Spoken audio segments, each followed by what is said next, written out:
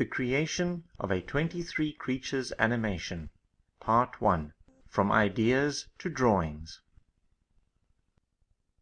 Hi everyone, and welcome to this first 23 creatures video, in which we talk about the creation of a creature, or how we go from this to this. And here we meet June, the illustrator. Say hi, June. Hi. Tell me a little bit about how you create the animation of a creature.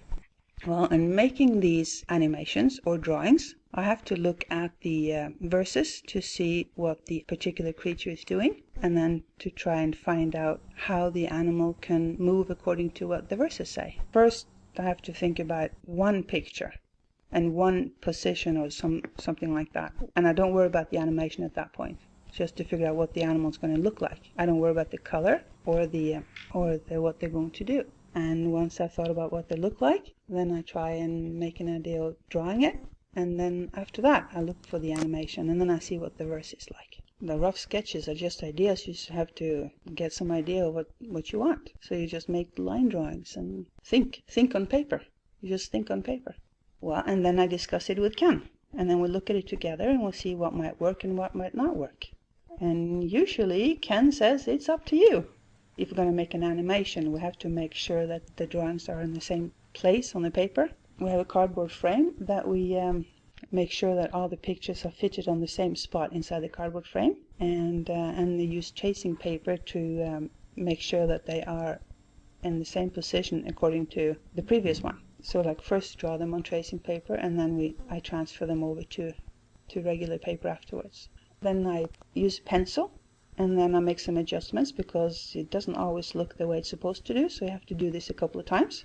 And then you do the little fine adjustments, like positioning of the tongue or the ears.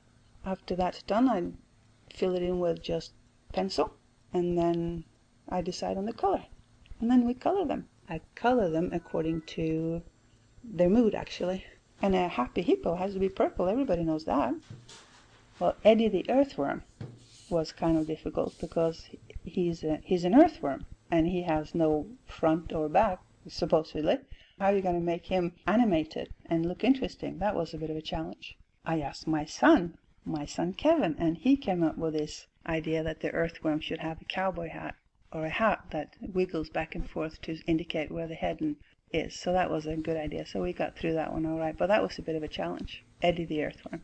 The horses were quite easy to do, and I didn't expect them to be. But the horses were fun actually, because they had to do fun things, and I had to, make them do some silly things, and that was quite enjoyable. I like the horses.